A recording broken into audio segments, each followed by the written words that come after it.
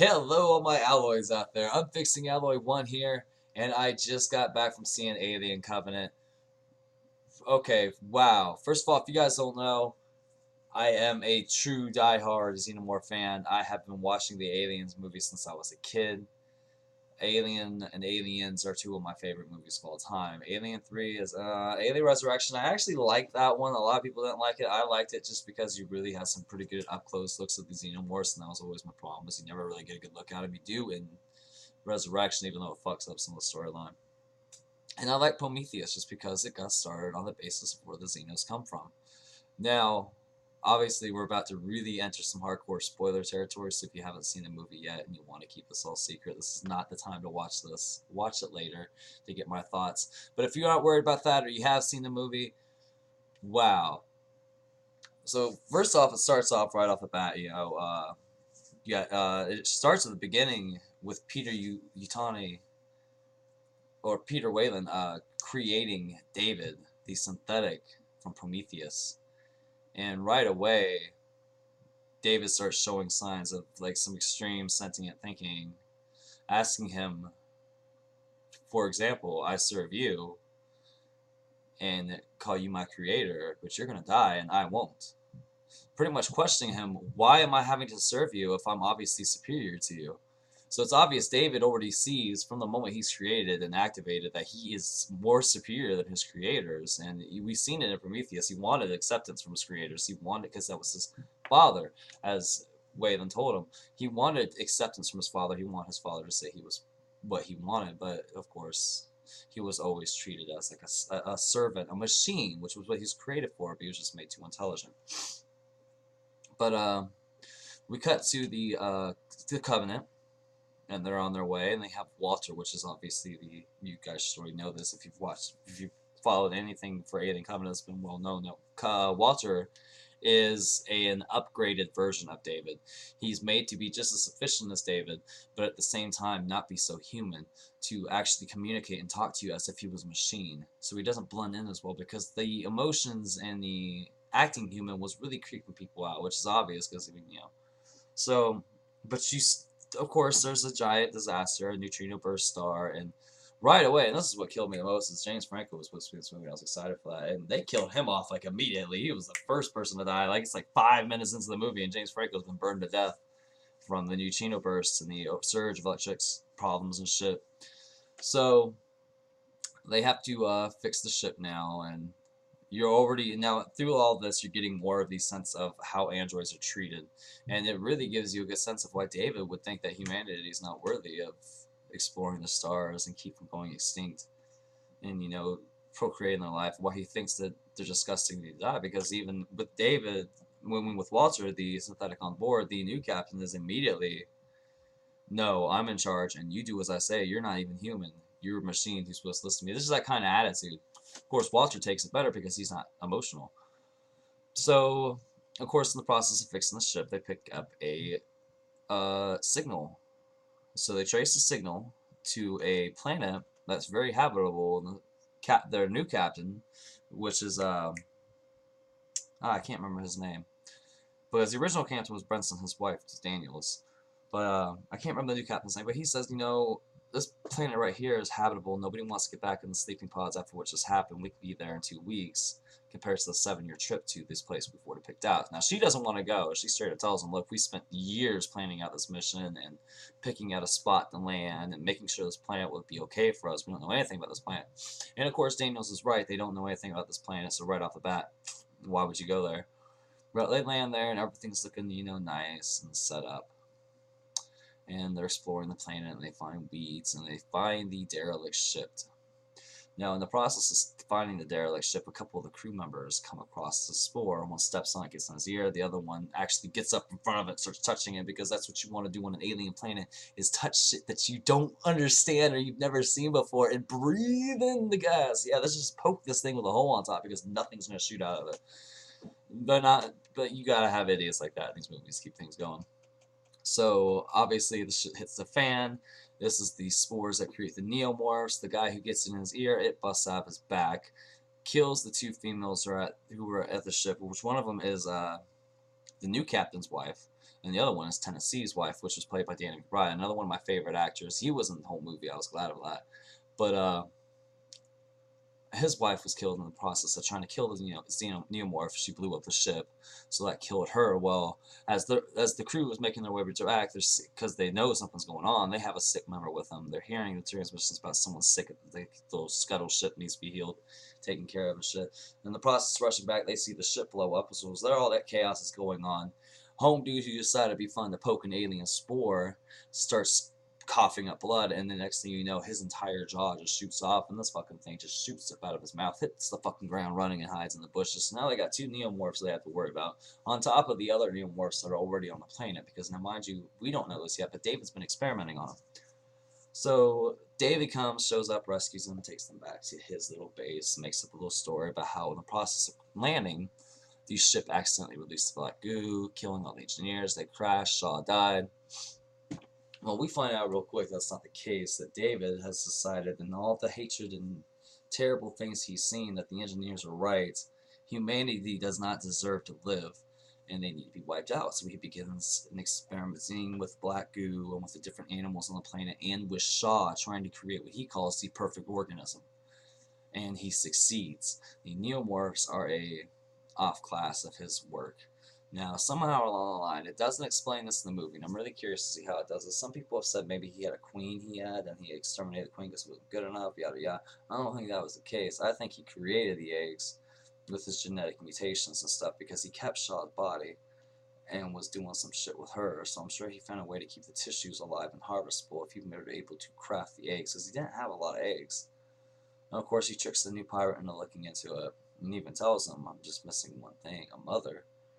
And of course, Facehugger latches out. Well, now we have a xenomorph.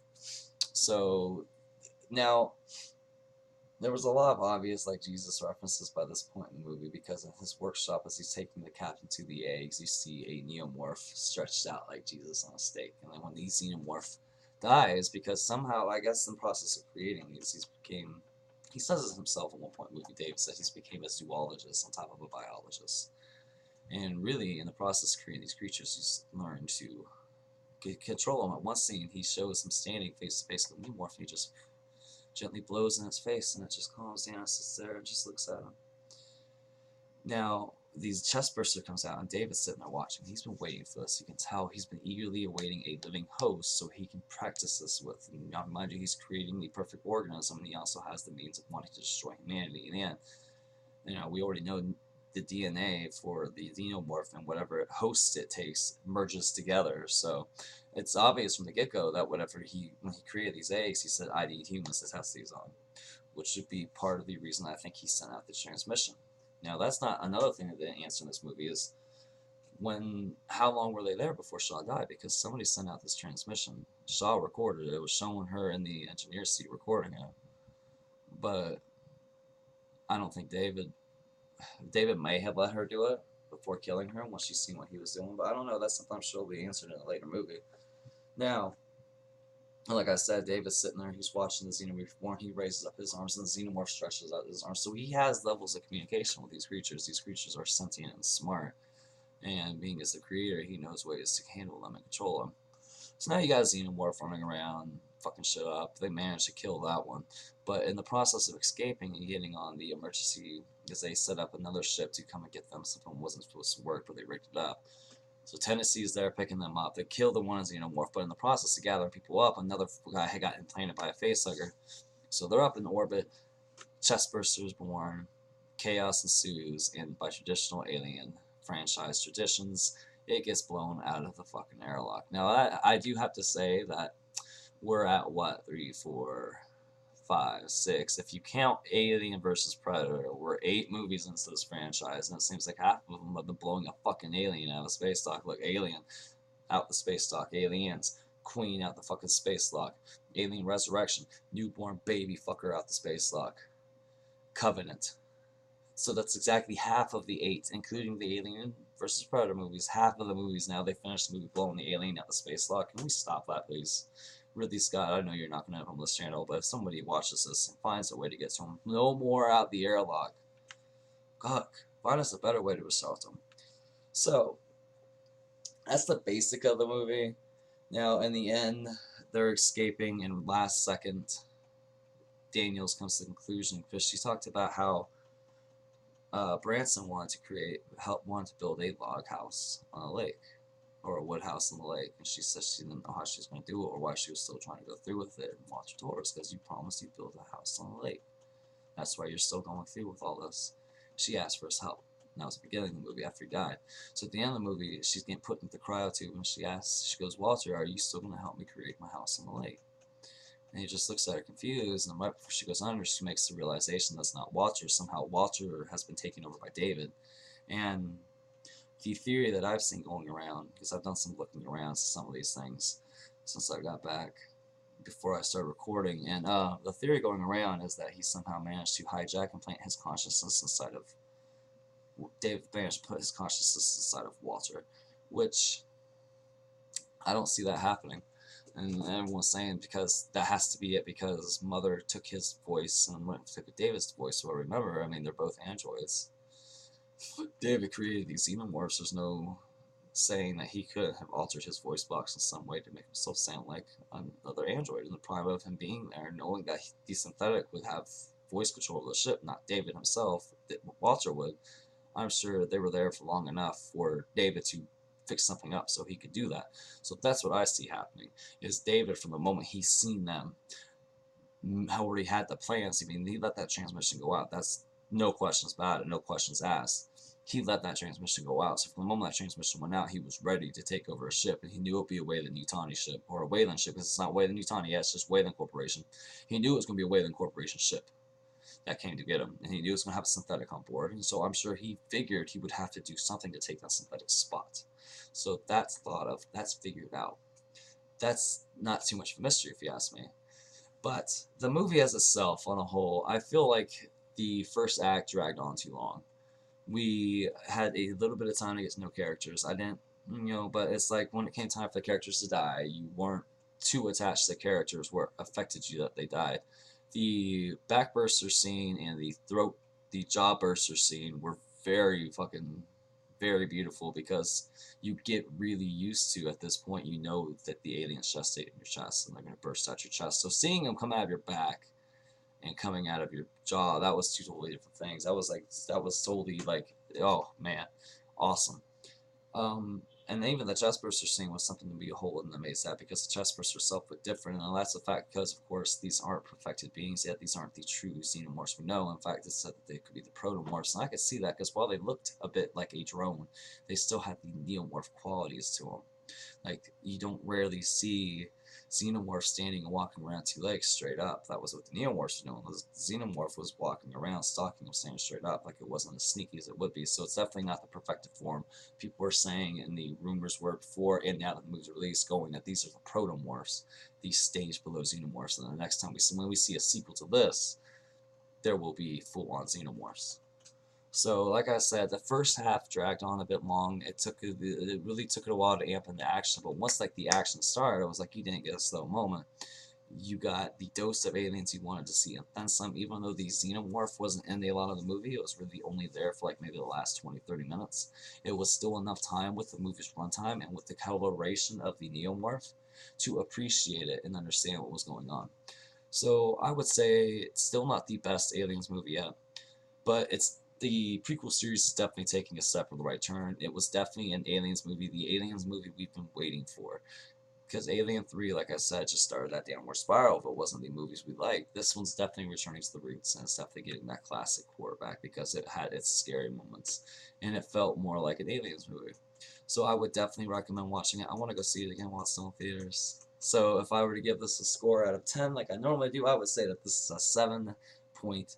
We'll just say an 8 out of 10. This is an 8 out of 10. It did start off slow, but a lot of it, I'm sure, was the anticipation of wanting to see what was going to happen. If I were to watch it again, the beginning wouldn't be so bad, because it was still very well acted, still very well put together. At least the conflicts that have started from the beginning and arised and continued, you could see that happening naturally in space.